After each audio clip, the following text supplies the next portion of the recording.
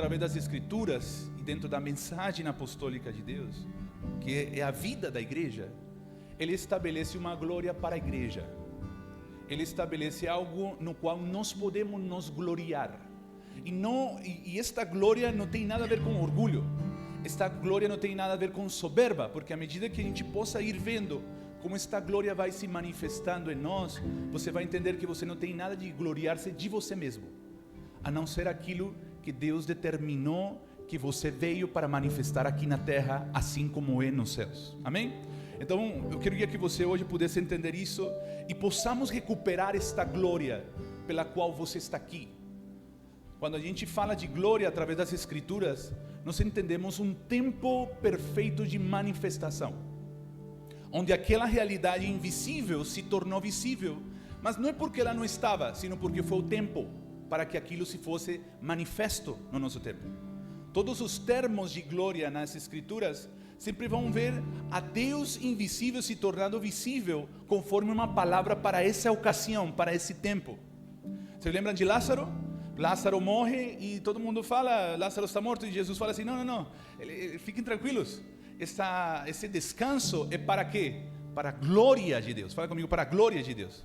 E sempre que pensamos em glória de Deus, pensamos em manifestação, em poder, né? Uma cura, uma pessoa sendo curada. Mas glória é o tempo perfeito onde a vontade de Deus é vista através das pessoas. E Deus é glorificado por aquilo que Ele quis fazer. Fala comigo, o que Ele quis fazer. O que Ele quis fazer. Isto é glória de Deus. Sempre, sempre. Se vocês veem isto dentro deste marco, vocês vão ver que a glória de Deus, ela é uma vontade de Deus manifestada no tempo perfeito, no momento perfeito, na ocasião perfeita, por vontade de Deus. E isto é o que creio que nós precisamos estar glorificando ao Senhor todos os dias. Amém? Olha o que diz aqui em 2 de Coríntios, capítulo 1, versículo 12. 2 de Coríntios, capítulo 1, versículo 12. Se puder, Ara, a versão Ara. Tá? E a próxima passagem é a versão NVI, para poder ler o mesmo aqui. 2 de Coríntios, capítulo 1, versículo 12. Ou ACF também.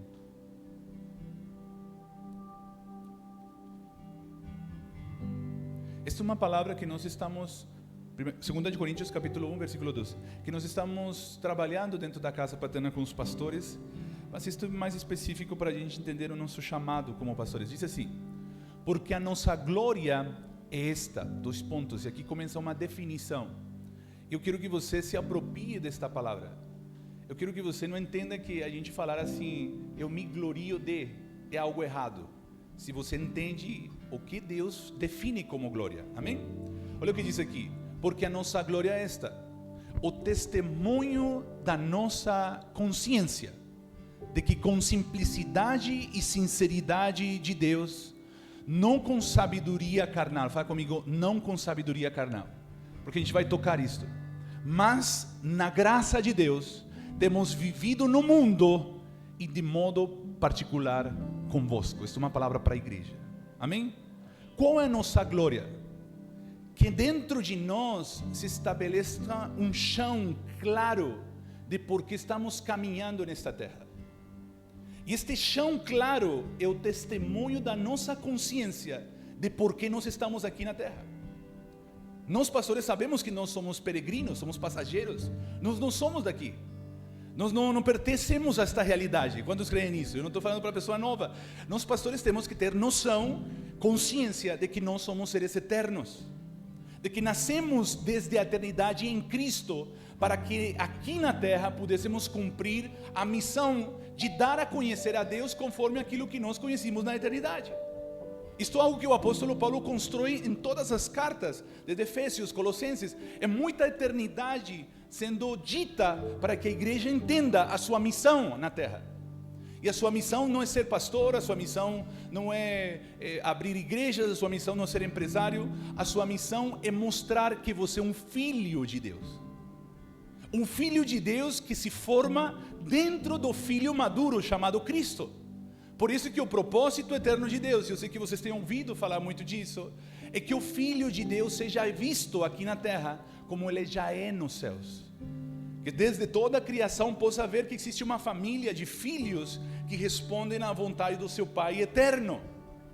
E esse entendimento tem que tomar as nossas vidas para poder decidir todas as coisas que a gente faz. Porque abrimos igreja, porque Deus nos envia para um lugar, porque dentro da nossa consciência há um testemunho e direção de que nós precisamos ir para lá.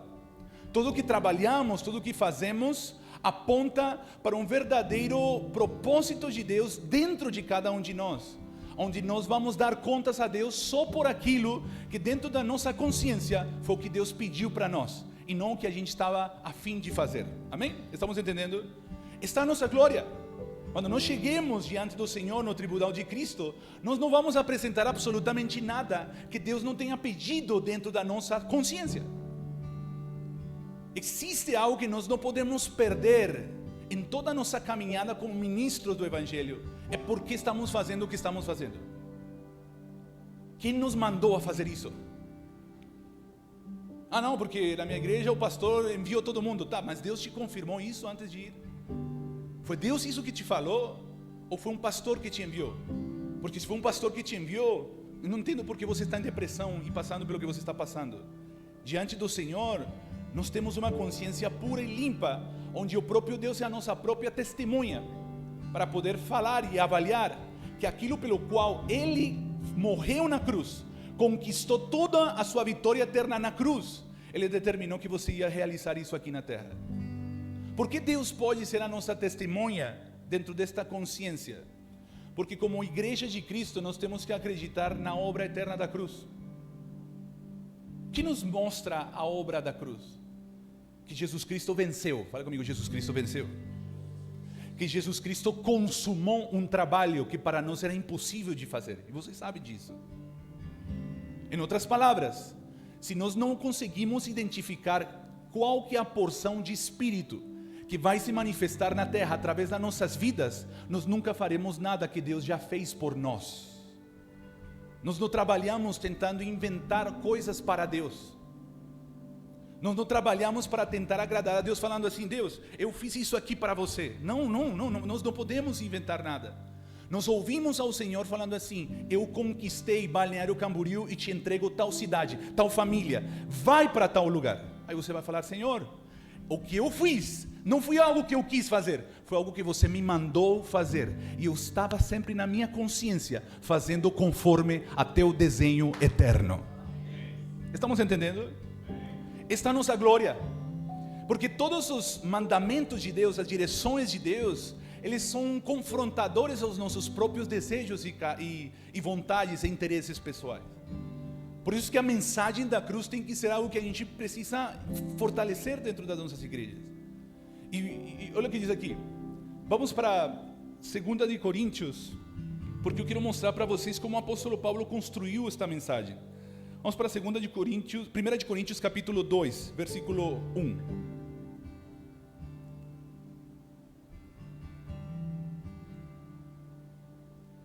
Para ele poder falar isso com uma igreja mais amadurecida, uma igreja que estava entendendo, ele precisou primeiro começar a construir uma mensagem que os tirasse da realidade terrenal, que os tirasse da realidade passageira. Porque qual é o problema de uma pessoa não entender que temos um desenho em Deus? É que temos muitas vontades próprias para cumprir aqui na terra. Estamos perdendo o tempo pelo qual nós estamos aqui.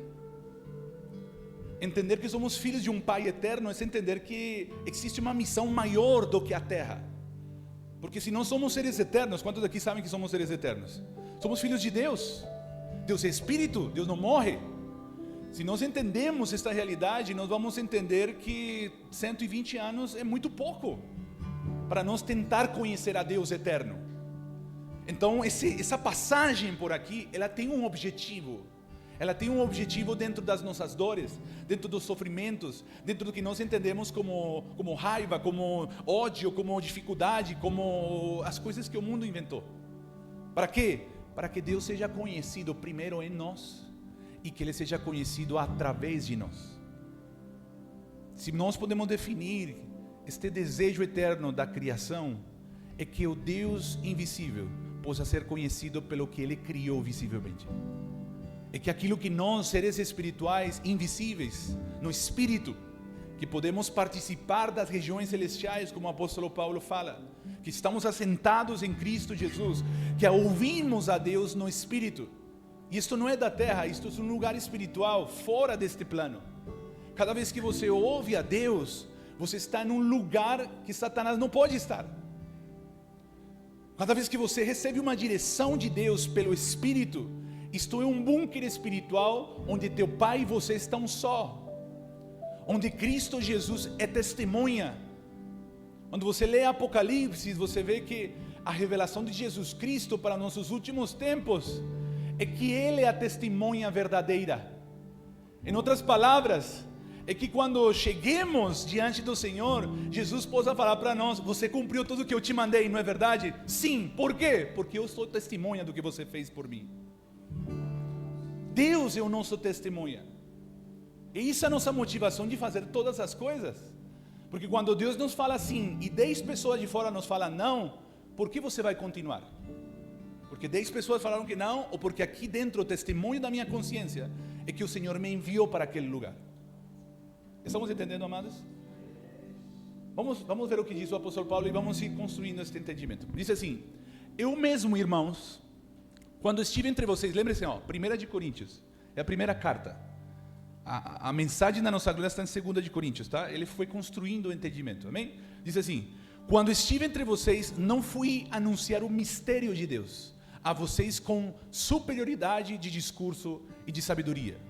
Já sabem, eu sei que vocês sabem essa passagem. Seguinte: pois decidi não saber de nada enquanto estivesse entre vocês, exceto de quê? Jesus Cristo e este quê? Fala comigo, crucificado. Se a mensagem do crucificado não é uma mensagem que nós carregamos como pastores, vocês vão ter uma igreja que está sempre atenta a tudo que é momentâneo e terrenal. Por isso que a primeira mensagem do apóstolo Paulo, mesmo ele sabendo muito, porque o apóstolo Paulo foi um exímio, não sei como se fala isso em português, um exímio de revelação, mas que ele teve que aguardar o momento quando a igreja fosse passada pela cruz, porque senão ninguém ia entender nada. Como que eu vou falar para uma pessoa terrenal os mistérios de Cristo escondidos desde antes dos séculos? Como? Impossível.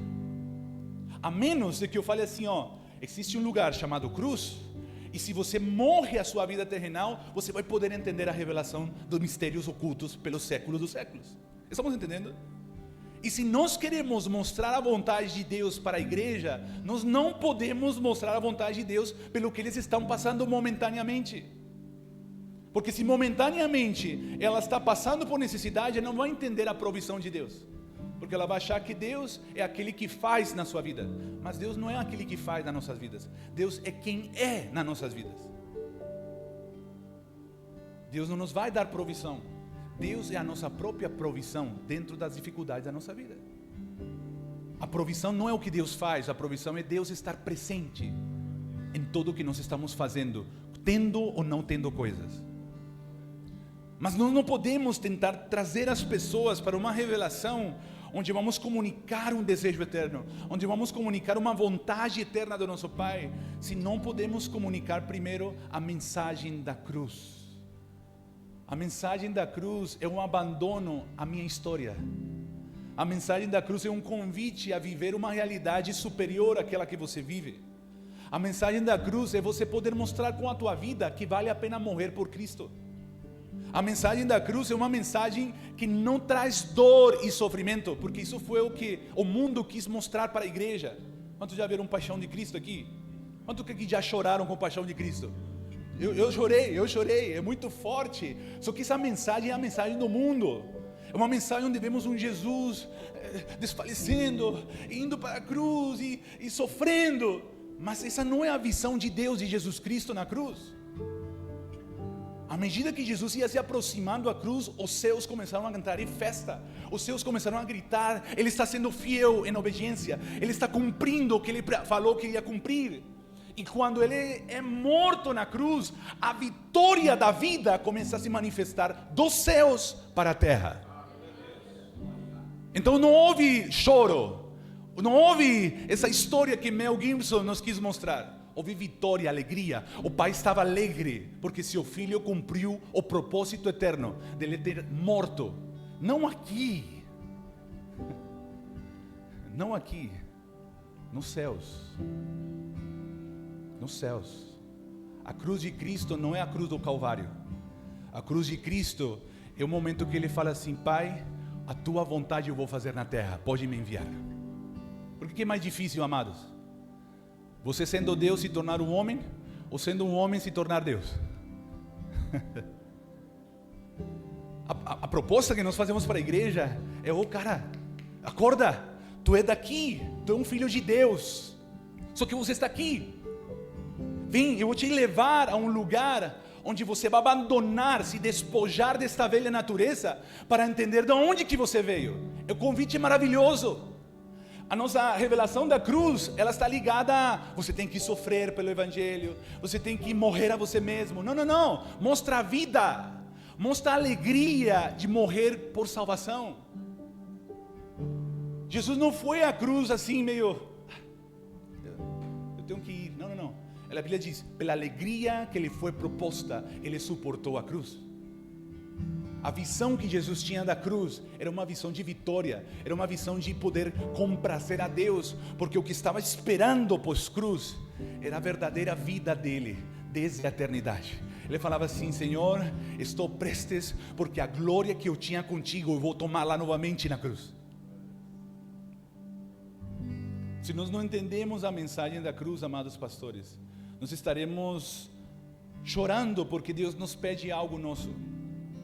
Nós estaremos reclamando por Deus falar assim: estes irmãos, eu preciso deles em outra nação, não são mais teus, e você vai estar chorando. Fala: não, não, não, se a cruz de Cristo está negando algo de mim mesmo que eu estou enxergando de outra pessoa, é porque o que me espera depois da mensagem da cruz é poder de Deus na minha igreja. Todas as propostas da cruz, todas as propostas deste Cristo crucificado, elas são evidenciadas de que foram de Deus através do poder de Deus. Cada vez que Deus nos propõe a morrer algo de nós, abandonar algo de nós, o que está após isso é poder de Deus. Porque a mensagem da cruz para os homens é loucura, mas para nós, os filhos de Deus, a mensagem da cruz é, fala comigo, poder de Deus. Eu sei que vocês entendem isso. Eu só estou lembrando vocês que se algum das pessoas que Deus nos entrega não está conseguindo entender novamente aquilo que Deus está propondo para este tempo, nós precisamos voltar a falar do crucificado.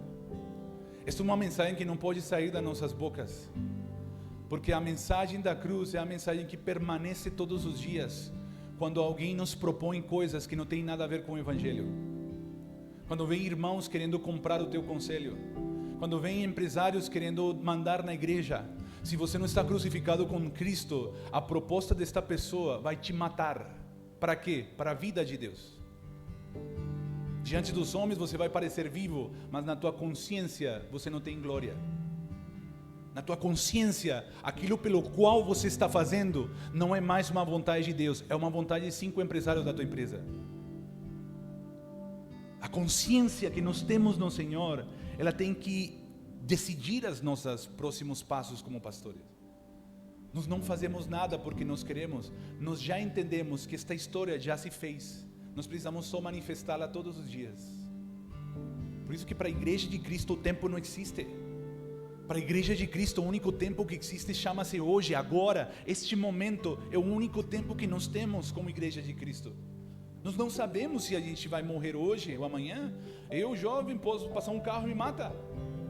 A questão é que nós não sabemos. O único que eu tenho consciência é que hoje Deus me tem para fazer uma vontade aqui nesse lugar, e eu preciso estar focado nisso. O que eu faça hoje vai determinar meu amanhã, e depois de amanhã, e todos os meus dias, porque esse é o meu desígnio eterno. Existe uma fresta entre a eternidade e o Cronos. Essa fresta, essa brecha se chama hoje, agora. Esse é o único tempo que nós temos como igreja para ouvir a Deus, para obedecer a Deus, para conhecer a Deus, para manifestar a Deus, para fazer tudo o que Deus nos peça. E nós precisamos ser conscientes do que Deus nos está pedindo.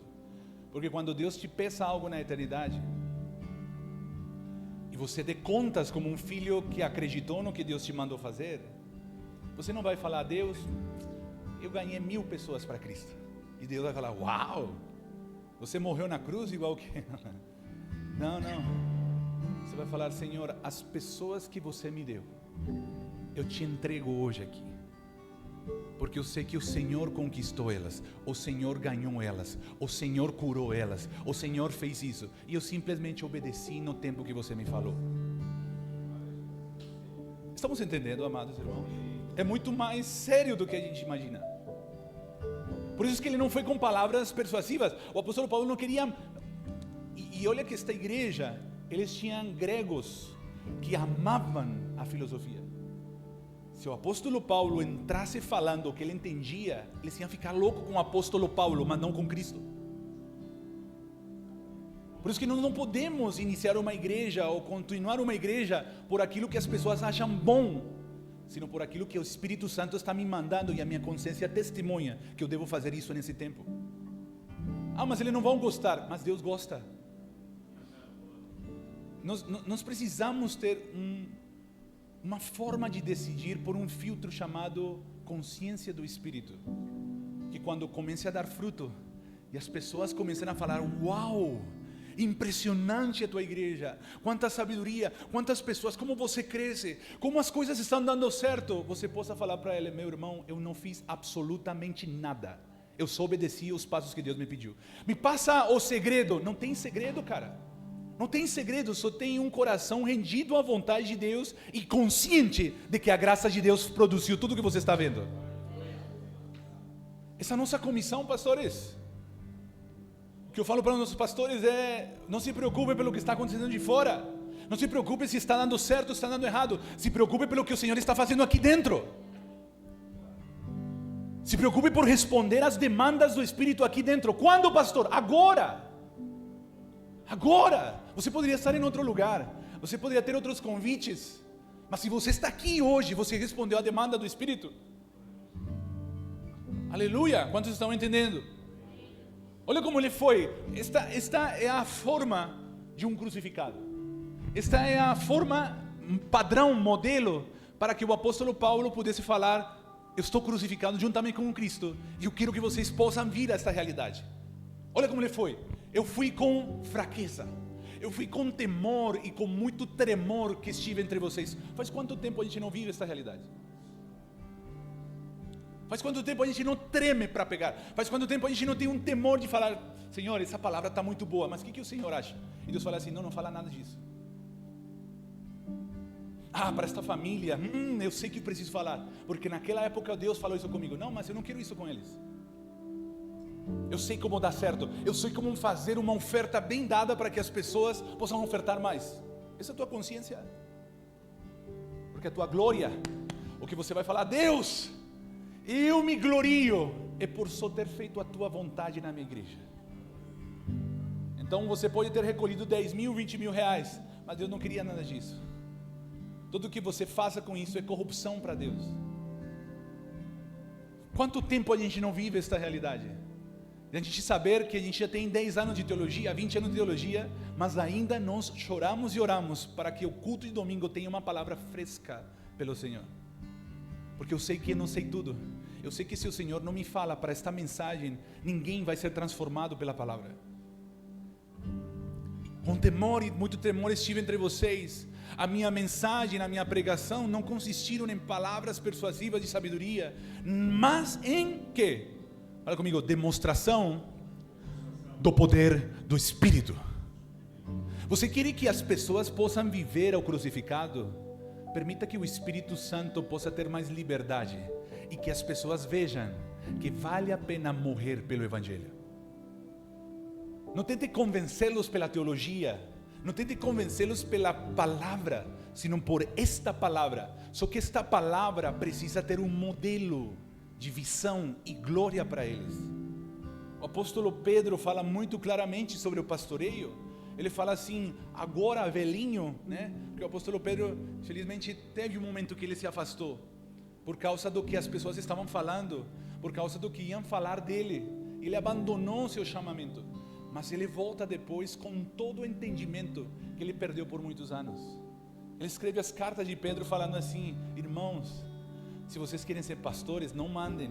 Eu achava que eu mandava. Sejam os melhores modelos de pastores que são cuidados como o rebanho de Cristo.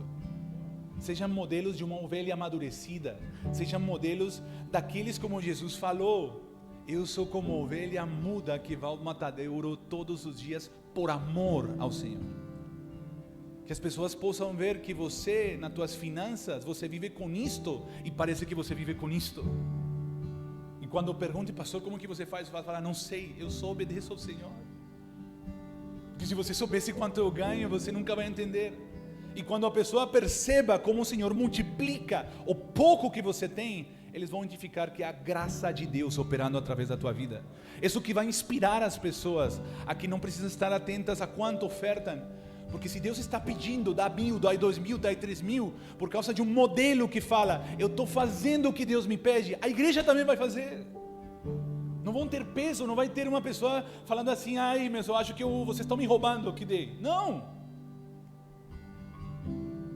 Nós vamos ter temor de obedecer ao Senhor com tudo que nós temos. Tudo é tudo. Quantos creem nisso, amados? Nós precisamos entender que a demonstração do Espírito Santo não pode sair das nossas igrejas. Nós não podemos tentar ter uma igreja conceptual, porque as pessoas têm que ouvir a mensagem de Deus mais amadurecida. Não, tem pessoas ainda muito crianças que precisam da demonstração do poder do Espírito. Nós não podemos deixar de orar por enfermos. Nós não podemos deixar de orar por endemoniados. Nós não podemos deixar que o Espírito Santo faça o que Ele quer, quando muitas vezes não entendemos o que está acontecendo. Por quê? Porque Ele nos está levando a um lugar de dependência, onde a nossa razão não tem mais palavra nesses lugares. Só que também não podemos ficar na demonstração do poder do Espírito. Porque a igreja começa a ter uma vida mais almática, mais emocional, e sempre estão fluindo e fazendo a vontade de Deus só porque houve uma manifestação do Espírito. E se não há manifestação do Espírito, não fazemos nada. Nós não podemos abandonar este mover do Espírito, porque este mover do Espírito é o único que vai convencer as pessoas de que vale a pena morrer por Cristo. Você não tem poder para convencer as pessoas a morrer por Cristo. A Bíblia fala muito da benignidade de Deus. A benignidade de Deus é a forma como Ele nos atrai a este lugar. Para quê? Para que depois da cruz eu conheça a bondade de Deus. A benignidade é aquilo que Ele faz. Por isso que Deus nos atraiu com cura. Eu não sei como foi a tua conversão, mas foi a benignidade de Deus te atraindo. A tua conversão não foi com Deus te ama e você caiu chorando. Não, foi uma cura, foi uma manifestação, foi uma restauração do teu casamento. Foi algo que Deus fez. Isto foi atraindo você para um lugar onde você entende quem você é. E quando você entende quem você é, você começa a manifestar isso aqui na terra. Não é verdade? Olha o que diz aqui o apóstolo Paulo depois desta mensagem. Porque a fé de vocês tem não se fundamentar, porque a fé que vocês têm não se fundamentasse na sabedoria humana, mas no poder de Deus. Seguinte. Entretanto, e aqui o papo muda, que o que nós não podemos deixar na nossa igreja, o início é a demonstração do poder de Deus com a mensagem do crucificado. Amém? Isso tem que estar permanente. Para o novo convertido, amados, esta mensagem do poder de Deus faz muito sentido. Porque o que eles estão esperando? Na cabeça deles, 2 mais 2 dá 4, mas pelo poder do Espírito, 5 mais 2 deu 20.000. Nós precisamos estar constantemente manifestando esta realidade para as pessoas e falando assim, o Espírito Santo tem poder para multiplicar todas as coisas. E a pessoa possa viver isso. Mas você tem que saber que haverá um dia onde ela está entendendo que sua vida não é mais dela. Você precisa introduzir lá esta mensagem que o apóstolo Paulo está falando aqui. Estamos entendendo que ele está construindo um entendimento? Está levando as pessoas a irem crescendo em revelação. Olha o que diz aqui. Entretanto, falamos de sabedoria. Fala comigo, sabedoria. Entre os que já têm alcançado maturidade, os que já têm maturidade. Mas não sabedoria desta era, nem dos poderes desta era que estão sendo reduzidos a nada. E aqui começa a falar do que nós pastores devemos verdadeiramente entender como sabedoria e poder de Deus. Versículo seguinte. Ao contrário, falamos de sabedoria de Deus em mistério. Uma sabedoria que esteve escondida e que Deus havia predeterminado Para quê? Para quê? Toda a nossa glória de manifestação aqui na terra como igreja está na sabedoria de Deus. Se nós não entendemos que é sabedoria, nós nunca poderemos manifestar pelo qual nós estamos aqui na terra e falar assim, nós gloriamos de. Se a sabedoria de Deus não nos alcança, nós nunca poderemos entender os desígnios eternos de Deus. Por quê? Porque a sabedoria de Deus, ela atenta com a sabedoria humana. A sabedoria de Deus e o poder de Deus sempre destrói a capacidade humana. O que Deus conquistou na cruz foi desarticular uma forma que as pessoas se relacionavam com Deus através da lei. A lei, ela estabelecia um mérito a tudo que o homem fazia ou não fazia. Mas a graça de Deus, que é a nossa consciência em Deus, que é a forma como a gente trabalha na igreja, ela desarticulou o mérito humano. Em outras palavras, você não pode fazer nada e achar que aquilo que você está fazendo, você merece viver. Nós na igreja não temos nenhum tipo de glória por estar vivendo o que vivemos, a não ser ter morto a nossa glória própria, ter morto aos nossos próprios desejos. E isto é sabedoria para Deus. Quando Deus te fala assim, tu está vendo aqui, que aquele lugar é melhor por causa de que está num lugar melhor, numa localização melhor, e o Espírito Santo começa a falar, não quero você lá, eu quero um lugar mais pobre, um lugar mais difícil, um problema, Se você dá atenção ao que o Espírito Santo está falando, quando este lugar começar a manifestar a glória de Deus, você vai poder falar, Deus, a minha glória é que estas pessoas estão ali porque o Senhor quis e não porque eu queria. Tudo na nossa vida tem que ser assim. Tudo tem que ser filtrado pela sabedoria de Deus. A sabedoria de Deus é a desarticulação do teu pensamento humano fazendo algo para Deus.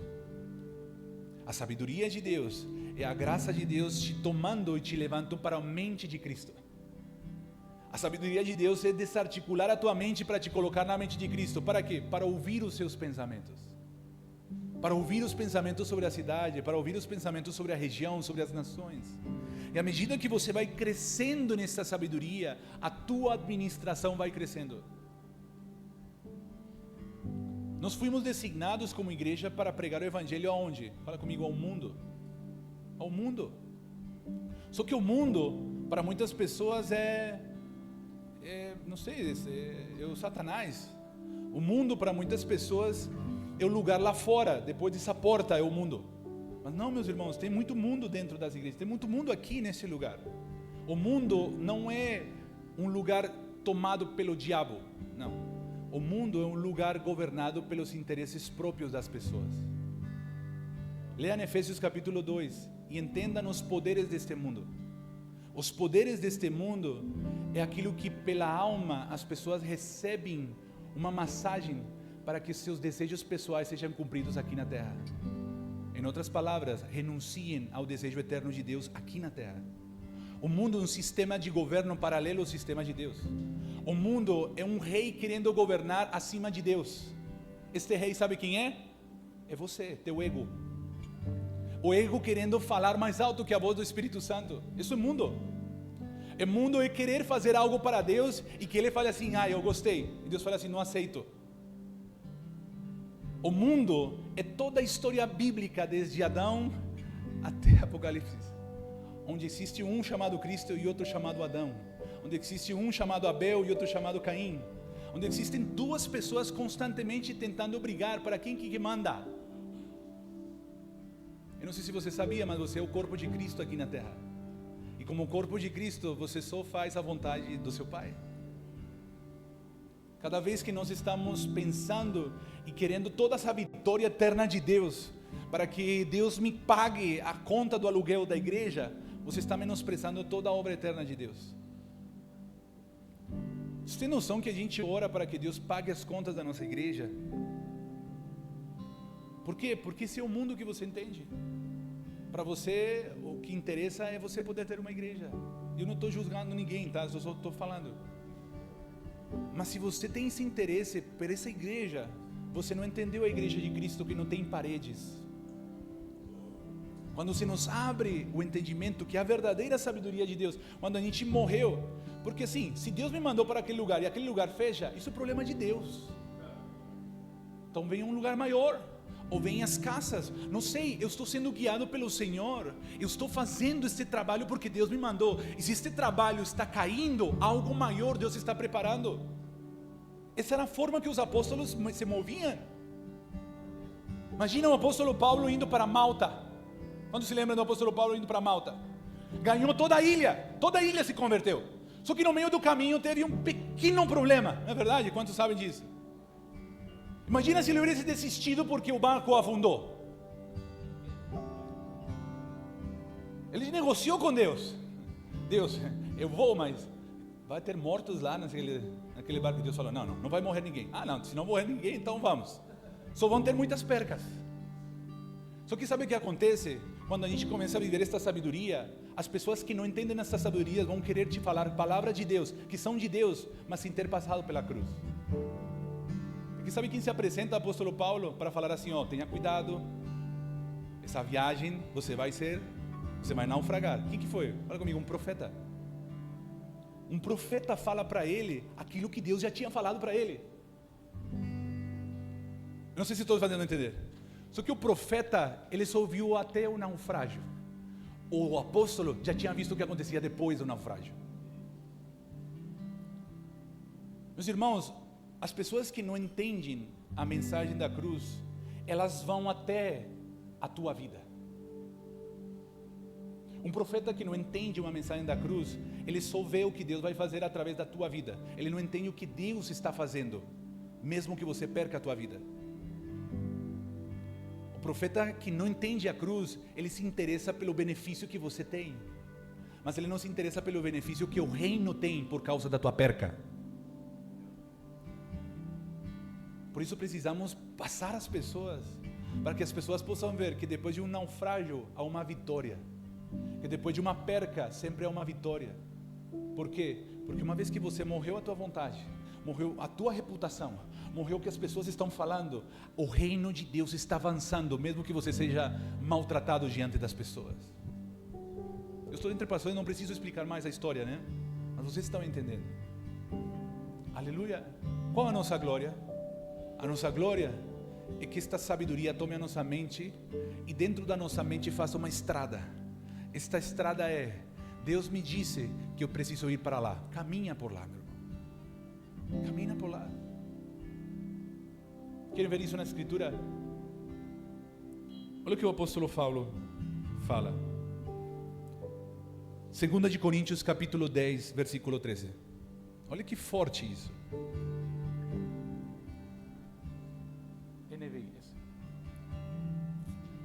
Nós, porém, não nos gloriamos. Fala comigo, não nos gloriamos além do que é devido. E aqui começa a fazer sentido esta palavra.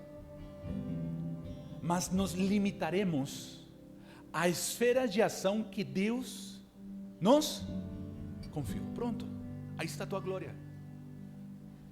Porque você está querendo ganhar os empresários e Deus te chamou a ganhar os pobres? Porque você rejeita os empresários se essa é tua comissão? Porque não é, eu não estou falando o que é melhor ou pior. Se você tem uma igreja que tem muito dinheiro, uma igreja que só vive pelo dia a dia, isso não importa para Deus. O importante é que é um desígnio eterno. O importante é que você foi tomado pela consciência pura, sincera, na simplicidade do Senhor, para fazer algo que Ele te enviou. Faça com amor até o fim, até que Deus mude a palavra. Que não nasça de você, que não nasça de uma boa ideia. Seria tão bom se a gente fizesse aqui um bingo, um piquenique para ganhar um dinheirinho. Calma, Deus está mandando. Porque uma das coisas que você vai ver dentro das orações apostólicas, das orações dos apóstolos, era: Senhor, oramos para, dobramos os nossos joelhos para que o Senhor nos fale os próximos passos que estão vindo. As orações não eram: Senhor, me dá, não, Senhor, o que o Senhor quer nos dar, o que o Senhor está falando para as próximas semanas, o que o Senhor está dizendo para o próximo mês, para os próximos anos, porque conforme o Senhor nos dirija, nós vamos estar orando e pedindo conforme a tua vontade.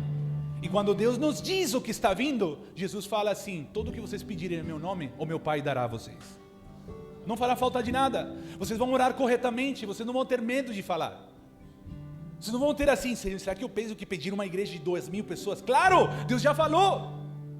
Agora, por que você está pedindo essa igreja se Deus ainda nem te falou para abrir uma igreja? Porque está dando certo, está dando certo, está dando certo, está dando certo. O meu grupo está crescendo e muita gente me chama de pastor e muita gente... Não, mas é que nós não estamos aqui para fazer algo certo ou errado. Nós estamos aqui para fazer a vontade de Deus. A vontade de Deus é o único que nos importa. Nós fomos distintos. Sabe por que a gente caiu? E vocês sabem disso. Eu só estou fazendo uma pergunta para reafirmar. Nós caímos pelo certo e errado. Nós caímos por causa de uma árvore que nos fala: isso aqui é certo, isso aqui dá mais dinheiro, isso aqui as pessoas fazem mais, isso aqui as pessoas oram mais. Aí é certo, porque é nossa cultura, porque é nossa região, porque eu não sei o que. Tudo é ração. Isso chama uma árvore do conhecimento do bem e do mal. Essa árvore está caída, amado. O nosso certo e errado é uma coisa. Senhor, o que o Senhor diz que é certo e o que o Senhor diz que é errado? Se é certo não fazer culto de curas e milagres, se é certo não fazer absolutamente nada, só da palavra, vamos fazer palavra, até o Senhor me falar que eu preciso mudar algo. Quando vocês começam a botar isso na tua igreja, amados, vocês vão despertar um espírito de oração em todos os teus líderes, porque todos vão querer receber uma palavra. Todos vão querer falar: Senhor, qual a vontade de Deus para esse ano? Qual a vontade de Deus para esse ano? Qual a vontade de Deus? E sabe o que é precioso? Você como pastor vai chegar a ouvir um pastor da tua igreja, um irmão, ele vai falar: pastor, eu tive uma palavra. Qual? Essa. Uau, amém? Vamos orar por isso. Chega na outra semana, outro pastor, outro irmão: pastor, tive uma palavra. Qual? Exatamente a mesma do outro. Tá, mas você falou com o irmão? Não. Chega outro irmão, quando você vê, Deus está falando com todos a mesma palavra para que você possa decidir no Senhor. Porque isso é um corpo, isso não é alguém mandando, isso não é uma empresa. Sim, eu sei que vocês sabem isso. Mas olha o que diz aqui: mas nos limitaremos à esfera de ação que Deus nos confiou, a qual também vocês. O apóstolo Paulo está falando assim: eu tenho um limite em tudo que eu faço, e esse limite são vocês. Vocês acham que eu não gostaria de ir a outros lugares? Gosto, mas dentro do meu desenho não está, então nem tento ir. Olha o que diz aqui, seguinte: se não tivesse chegado antes entre vocês, poderia alegar que outros, que estamos ultrapassando esse limite, quando na verdade fomos os primeiros a levar o evangelho de Cristo a vocês. Olha o que diz no seguinte: da mesma forma, não vamos além dos nossos limites, gloriando-nos do trabalho que outros fizeram. Aleluia. Você como igreja quer se gloriar? Aprenda a discernir o que teu irmão tem, que você não tem, para poder receber dele. Aprenda a discernir que tem pessoas que Deus desenhou para. Por que você está fazendo se você não tem nada dessa graça? Esses são os limites dentro da nação chamada igreja. Onde existe sabe uma casa que tem um limite? Esta casa é a vontade de Deus. O outro tem outra jurisdição, o outro tem outra legalidade. Por que você não pede para ele, se ele que tem a legalidade? Quando os apóstolos iam, eles identificavam não só o principado da cidade, não só o principado que governava a cidade dentro das trevas, não. Eles também identificavam o príncipe de Deus sobre a cidade. Deus não tem problema com pessoas de autoridade. Vocês acham que Deus está falando assim: esse cara ali, eu acho que ele vai acreditar que ele que manda? Não, Deus não tem nenhum problema. Deus diz que ele tem um trono, mas do lado do seu trono tem 12 tronos. Você tem mais outras 12 pessoas. Deus não tem esse negócio de alguém vai querer tirar meu lugar. Não. Porque sabe que aquela pessoa que está no lugar de autoridade, ela sabe, porque sabe que Deus colocou ela ali e que ela não tem nada a ver com isso. É uma graça de Deus para poder decidir conforme o desenho de Deus eterno sobre a pessoa. Dentro dos padrões humanos, a autoridade é mérito. Dentro dos padrões humanos, é porque você pagou um preço. E como você pagou um preço muito alto, você merece essa unção. Mas dentro do padrão de Deus, nós estamos ali só e exclusivamente pela graça de Deus. O apóstolo Paulo tinha todo o mérito de ganhar os judeus. Ele tinha todo. Ele tinha arma. Sabe um sniper? Ele tinha sniper precisa por causa da sua formação com Gamaliel, com tudo que ele acreditou, com tudo que ele se formou para ganhar os judeus. E essa era a espinha na sua carne. Esse era o dor que ele falava assim: eu sei como ganhar esses caras, mas Deus me diz que eu tenho que ir para os judeus, para os gentios. O que eu vou fazer? Sabe o que ele fala em Romanos capítulo 9? Ninguém nos pode separar do amor de Deus. Você lembra dessa passagem? Só um pode nos separar do amor de Deus. Quem? Você mesmo. Ele fala assim: eu posso ser anátema. Sim, essa palavra entende? Anátema? Sim. Por quê? Por eu querer ganhar os meus compatriotas. Ele está dando uma palavra intrínseca falando assim: irmãos, eu poderia ter os judeus, ia me dar bem, mas eu ia me tornar um anátema, ia desprezar o desenho eterno de Deus sobre a minha vida. Então aquele amor que me fazia morrer à cruz, por causa do que ia dar certo, eu estava abandonando por querer ir aos judeus. Mas eu permaneço no amor de Deus, e eu vou até o fim. Ele tinha claro o seu desígnio: você vai estar diante de reis, diante dos gentios, diante dos filhos de Israel, e você vai sofrer pelo Evangelho. Ele sabia que ele já tinha um desígnio eterno sobre sua vida. A minha pergunta é, pastores: qual o desígnio eterno que Deus tem sobre suas vidas? Quais são as primeiras palavras que Deus falou sobre vocês? Quais são as direções de Deus para este ano?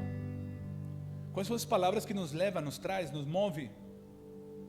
E meus irmãos, ontem a gente ministrou isso na nossa casa paterna, com os pastores. Existem vários tipos de oração: a oração do espírito, a oração da alma, a oração do corpo. Deus fala de todas as maneiras, em todas as esferas. Deus é um Deus que ama estar se comunicando com a gente. Nós que amamos ignorá-lo. É um negócio assim que parece que vem um irmão e fala assim: cuidado, e você fala assim: não, esse aqui Satanás enviou. Calma. Por que, irmão? Pergunta um pouco mais. Aprende a ouvir a voz de Deus que está no corpo de Cristo. Aprende a ouvir aquele irmãozinho que não sabe nada, mas tem um coração puro. Esse cara tem mais palavras de Deus que muitos teólogos da tua igreja. Eles sabem tudo, mas não praticam nada. Estamos entendendo esta glória dos outros? Por isso que a igreja se gloria. Porque quando eu respeito o que Deus me mandou, eu honro o que Deus te mandou fazer. E eu posso trazer uma honra aos pais da fé. Eu posso trazer uma honra aos nossos pastores, que trabalham com uma comissão onde você faz parte. E que se por desígnio de Deus, Deus te tira dessa comissão, que seja Ele que te tire e não você. Entender essa movimentação ministerial nos faz poder aprender a ouvir as pessoas, a respeitar pessoas, a amar a graça que está nos outros e honrá-los, não por eles, sino pela graça de Deus neles. À medida que crescer a fé de vocês, a fé que vocês têm, a nossa esfera de atuação entre vocês aumente ainda mais. Existe uma jurisdição, uma geografia espiritual, onde quando eu toco o pastor Ney e a mensagem que eu carrego começa a tocar a sua vida, à medida que a mensagem de Cristo aumente nele, a revelação de Cristo aumente nele, a minha jurisdição cresce juntamente com ele. Porque eu estou fazendo parte de algo que Deus me deu autoridade para falar. Só que tanto eu como o pastor identificamos que foi Deus que enviou. O pastoreio de pastores que nós cremos não é uma cobertura, e sim um entendimento de que alguém tem uma voz na minha vida. Não é que alguém vai mandar a minha vida, é que alguém, quando fale, eu vou ouvir. Porque vai ter um peso. Nós não queremos que ninguém faça o que a gente manda, mas sim que ouça numa palavra fresca do Senhor. Meus irmãos, os pastores não têm pastores. Os pastores não têm cuidado, os pastores estão querendo se matar, os pastores estão em depressão, os pastores estão querendo se suicidar. Por quê? Porque não há uma palavra, alguém que tenha jurisdição, legalidade, não para te mandar, para te despertar, para te falar: calma, o que você está ouvindo? Como assim que você quer se matar? Se você tem no seu coração uma abertura para que alguém fale, esta palavra desta pessoa vai tirar esse engano, esta palavra desta pessoa vai te dar um bom ânimo que você tinha perdido. Quantos estamos entendendo? Hoje o pastoreio que nós temos com os pastores é um pastoreio de administração. Quantos estão na tua igreja? Qual é o teu dízimo da tua igreja? Quantas pessoas tem? É o único que se interessa. Não era isto que o apóstolo Paulo se interessava. Quando ele chamava assim, vocês entenderam a última palavra? Sim. O que mais Deus falou depois dela? Por quê? Porque a fé de vocês estava aumentando. E como a fé de vocês aumentava, eu poderia aumentar a palavra, o peso. Então vocês estão prontos para ouvir a sabedoria de Deus. Até hoje o crucificado. Mas eu estou vendo que vocês estão entendendo a sabedoria de Deus. Então vou falar sobre a sabedoria de Deus, sobre o mistério de Cristo. Quantos estamos entendendo? Seguinte.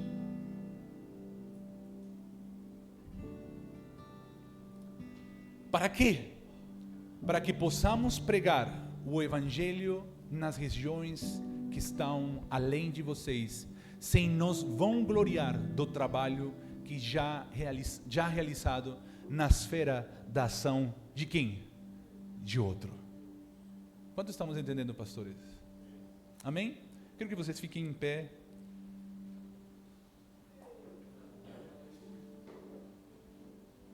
Romanos capítulo 1, versículo 9. Com isto eu finalizo. Outra versão, por favor. ACF.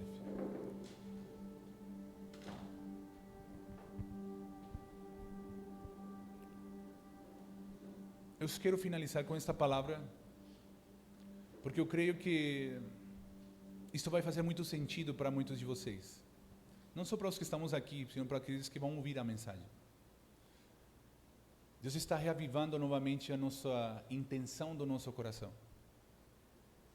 Deus está verdadeiramente trazendo uma consciência pura de que aquilo que estamos fazendo não é por homens, é por Deus, para Deus e por intermédio de Deus. Como servimos, pastores? Porque o nosso chamado como pastores é servir, não tem outro chamado. Nós não temos direito de mandar, a menos de que aquele mandamento venha de Deus e a pessoa entenda que Deus está dirigindo a sua vida. Nós temos o propósito de servir as pessoas, mesmo que elas sejam ingratas, mesmo que nunca agradeçam, mesmo que vão para outras igrejas, não importa. Se alguém trabalhou antes deles e algo aconteceu, foi bom para que ela entendesse este novo tempo na tua igreja. Uma pessoa que Deus traz para a tua igreja com um entendimento é uma pessoa que outros trabalharam nela. Por isso que nós temos que entender que um respeito aos pastores, às pessoas que saem, que vão. Nós precisamos ligar para os pastores. Pastor, aquele irmão era da tua igreja, o que aconteceu? Mas assim, sem nenhum tipo de problema, porque a igreja é de Cristo. Quantos creem que a igreja é de Cristo? Entender se eu tenho verdadeiramente jurisdição sobre ela. E não os pastores não falar mais do que verdadeiramente aconteceu. Não, aquele foi um rebelde imundo, não. Se tem uma ferida, fala, não, aquele cara me magoou. Seja sincero. E vamos falar como irmãos que estamos trabalhando no mesmo campo, chamado a igreja de Deus, a igreja, o rebanho de Deus. Porque o nosso serviço é totalmente espiritual, amados pastores. O nosso serviço não tem nada a ver com o que a gente faz. Você está servindo a Deus, o que Deus falou a teu espírito? Não é que você está fazendo pela igreja, não é quantas cadeiras você compra, é se Deus mandou comprar cadeiras ou não. Não é quantas igrejas estão se abrindo, é se Deus mandou abrir aquelas igrejas. Por quê? Porque Deus, a quem sirvo aonde? Aonde sirvo a Deus? É no nosso espírito. Nosso espírito é que serve. Só que nosso espírito ninguém sabe o que está acontecendo, só Deus. Por quê? No evangelho do seu filho, que? Testemunha. Quem é testemunha quando você serve no Espírito? Quem? Quem, pastor? O próprio Cristo. Você está comprando algo pela igreja, Deus está ali do teu lado assim. É isso aí, compra. Você está querendo roubar algum dinheiro da igreja. Está roubando, que bom, está roubando, olha aqui. Você tem noção de que Cristo está vendo o que você está fazendo. Esta é a melhor forma de a gente viver no Espírito o tempo todo. Você está vendo um negócio errado, Deus fala assim para você: o que tu está me mostrando, cara? Eu estou vendo igual que você. Tu quer botar pornografia? Não, troca. Aqui dentro, o próprio Espírito Santo começa a te repreender. Isto na Bíblia se chama irrepreensível. Você quer ser irrepreensível diante do Senhor? Quer ser irrepreensível diante dos irmãos? Aprenda a ser repreendido de dentro e não de fora. Ser irrepreensível que o Espírito Santo fale assim: calma, não faz isso. E não que um pastor de fora assim fala: cara, tu está envergonhando a igreja, para de fazer isso. Isso é uma vergonha para o Evangelho. Que nós pastores tenhamos palavras sobre os nossos filhos espirituais, sobre os nossos discípulos, sobre as pessoas que Deus me deu, que venham do Espírito. Que você possa ver tudo está acontecendo bem aos olhos humanos, mas aqui dentro está: posso falar contigo? Algo está certo, que algo dentro de mim diz que não está legal. E que a pessoa possa falar: pastor, eu me endividei todo, está tudo errado. E a pessoa possa expor que aquela palavra que você teve não veio de você, sino do Espírito que você carrega. É assim que servimos a igreja de Cristo. É assim que servimos a igreja de Cristo. Os pastores que o Senhor nos permite tocar, eu não posso estar falando assim: o que você faz? Não, Senhor, quem é Ele? O que Ele faz? Qual que é o desenho dele? Eu preciso estar orando a minha filha. Eu preciso que minha filha, todos os dias quando eu oro por ela: Senhor, quem é a Anne? Quem é ela? Porque à medida que o Senhor mais me mostre quem é ela, mais eu vou focar naquilo que você diz que ela é. Nós não podemos tratar os nossos filhos iguais, como se fossem toda a mesma régua. Isso é uma mentira, isso não acontece no reino de Deus. Cada um tem um desígnio, cada um tem algo que você precisa fazer. Por quê? Porque Deus é minha testemunha de como incessantemente faço menção de vocês, para estar com vocês. Estamos entendendo, amados pastores? Quero que fechem seus olhos. Eu creio que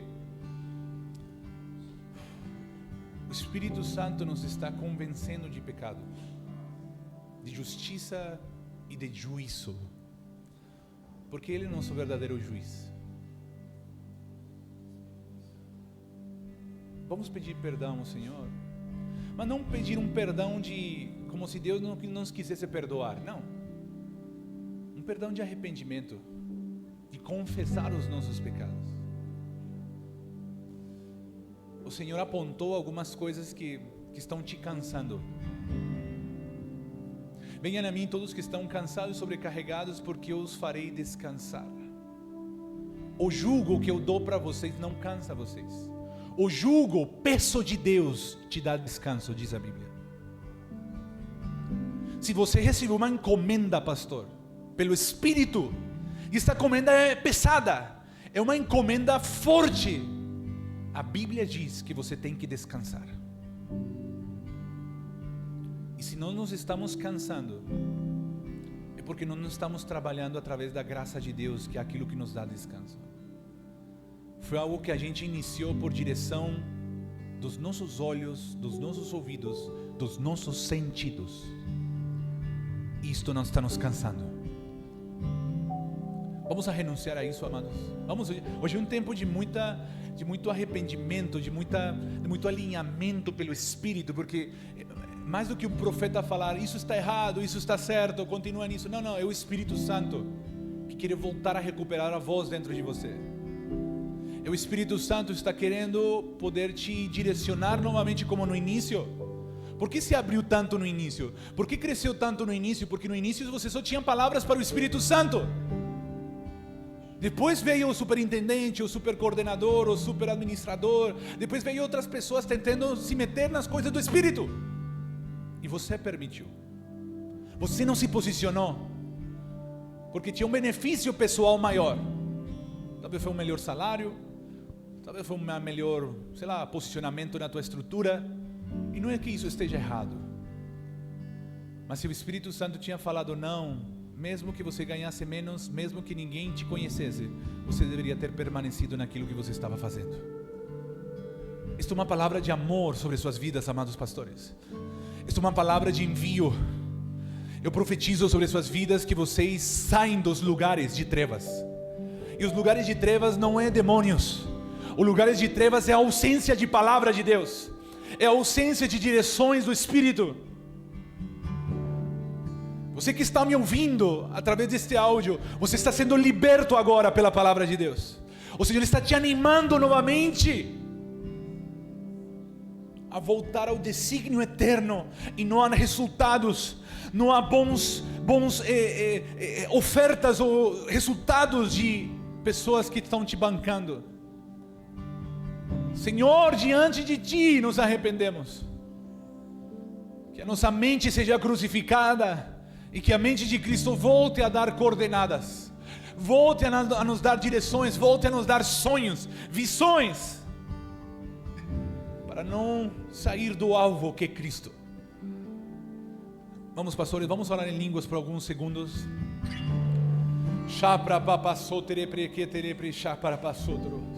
Espírito Santo, vem com tua demonstração nos nossos dias. Vem, Senhor, trazendo um fogo do Espírito para entregar tudo. Vamos ter um momento no Espírito, para que nosso Espírito volte a correr, para que nosso Espírito volte a mandar, para que nosso Espírito volte a opinar e Ele tenha razão, que as nossas contas não falem mais alto do que o Espírito, porque todo o trabalho do Espírito nunca vai ser em vão, porque Ele nasceu desde a eternidade, Ele nasceu desde Deus. Eu vejo pessoas sendo curadas hoje do coração. Há uma pessoa que por desobediência começou a ter problemas cardíacos, e você está identificando onde iniciou isso hoje. Isto não é uma praga, não. Eu quero que você entenda isso, pelo Espírito tenho essa palavra. Isto não foi uma praga que você pegou, ou uma retaliação de Satanás, não. É que teu próprio corpo está te falando: faz a vontade de Deus novamente. Volta a sentir a vida. Volta a sentir a vida com equilíbrio. Teu coração está demandando novamente a voz do Espírito Santo. Seja curado agora. Seja curada agora. Mas volte a obedecer conforme ao desenho de Deus. Há muitos problemas que nós estamos tendo fisicamente por ter deixado uma consciência pura, simples, diante do Senhor.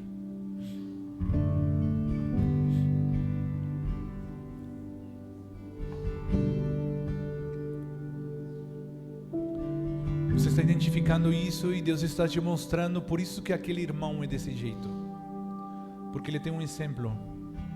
Esse exemplo é você.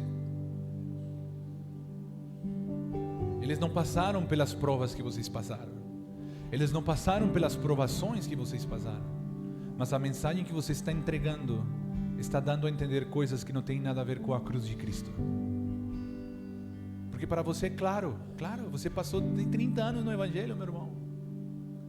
Aquele novo irmão tem 2 anos e está desfrutando de um Deus que, se você hoje está falando, Deus te trouxe pela tua bênção, você está corrompendo aquele irmão. Deus te trouxe aqui para te curar, você está corrompendo esse irmão. Deus te trouxe aqui para você conhecer quem é teu Pai. Este Pai hoje te cura, este Pai hoje te restaura, mas não é a mensagem principal. Obrigado, Senhor, por este tempo de amor, por este tempo de paz. Meus irmãos, a forma que Deus nos purifica é através da paz de Deus. Escutem bem, olhem para mim por um momentinho. Eu vejo pelo Espírito alguns passos e movimentos que o Senhor nos vai permitir viver nesse tempo como igreja, nós aqui. As próximas semanas, se você permanece neste espírito de oração, de busca por isto, por Deus limpar a tua consciência e ir tirando coisas que você colocou que não deveriam estar, a paz de Deus vai ser árbitro no teu coração. Você vai ir a algum lugar, o coração vai palpitar e vai falar: não, cara, você vai passar mal. Quando você fala: irmão, eu não vou mais estar naquele lugar, naquela mesa, naqueles empresários, naquele lugar. Não tenho nada contra empresários, amém? Pelo amor de Deus, se Deus te deu empresários, glória a Deus. Mas se você quis empresários, fuja deles. Eles vão querer te manipular todo o tempo. Mas a paz de Deus, quando você fala não, ela vai vir com poder. E você vai falar, eu preciso voltar a sentir isso daqui. Valeu a pena ter perdido aqueles irmãos. E vão voltar outros que estavam te esperando com aquela pureza. Vão voltar outros que te conheceram no início e amavam uma pessoa guiada pelo Espírito Santo, sem tanta teologia. A paz de Deus purificará as vossas almas. Isto vai ser no teu espírito, na tua alma e no teu corpo. Porque aquele que iniciou a obra, ele é fiel para cumpri-la e completá-la. Amém? Guardem esta palavra com muito amor, amados irmãos. Eu falo com temor e tremor. Só Deus sabe que eu estou indo no banheiro várias vezes só para falar isso aqui hoje. Temor muito grande, porque eu não me acho mais do que ninguém. Mas eu creio que esta palavra tem o poder de nos fazer permanecer. O problema não é iniciar as coisas, amados. O problema é permanecer nas coisas que Deus nos deu. Porque a gente vai desanimando, as pessoas vão desistindo. Mas não estamos por causa deles ali. Irmãos, uma pessoa vale mais do que o mundo inteiro. Uma só, uma. Vocês veem a Jesus entre multidões, né? E nos falam, o cara era das multidões. Não. Jesus tinha 70, Jesus tinha outros apóstolos, mas ele só ficava olhando a 11. A 11 era a sua comissão. E quando volta ao Pai, ele fala assim, aqueles que tu me destes, nenhum se perdeu. Nenhum se perdeu. Ou seja, ele tinha claro que havia alguns que estavam ali por passagem, mas tinha uns que nunca iam sair dele. Nós precisamos identificar isso, não para dar-lhe melhores lugares, não, para ter mais cuidado com eles, mais responsabilidade. Você vai ver que eles vão querer palavras um pouco mais pesadas. Você vai ver que essas pessoas, você vai falar assim, irmãos, algum de vocês querem ir com aqueles que se escandalizaram? Aí aparece ele, não, aqui iremos, se só tu tens palavra de vida eterna. Isso foi meu pai que te ensinou? Quando uma pessoa identifica a paternidade de Deus na tua vida, não é porque você é um pai, é porque você é um irmão mais velho. Porque quem me vê a mim, vê o Pai. Quem? Jesus, o Filho. Essa imagem de pais espirituais que manda nos outros, nós precisamos tirá-la. Precisamos ser irmãos velhos que servem aos pequenos. E os pequenos identificam o Pai através do irmão mais velho. Quantos sabem a lei da primogenitura? A lei da primogenitura é assim: o pai garantizava que o primogênito ia ensinar a todos os seus irmãos, porque hoje a gente tem 1 filho, 2 filhos, naquela época era 20, 30. O pai não tinha o tempo para estar com os 20, 30, estamos entendendo? O pai focava no primeiro filho, porque o primeiro filho ia mostrar a vontade do seu pai para todos os irmãos exatamente. E era o que mais exigia, o que mais votava, o que mais apanhou, foi ele. Porque ele estava trazendo uma imagem pura do seu pai, para que o próximo irmão que nascesse, o próximo, falasse assim, meu pai gosta disso, olha ali, tá vendo ele? Ele faz por isso. Essa é a nossa paternidade em Deus. Se quer ser o pai, seja o melhor irmão servo, que as pessoas vão identificar paternidade na tua vida por amor a seu nome, não por amor a você.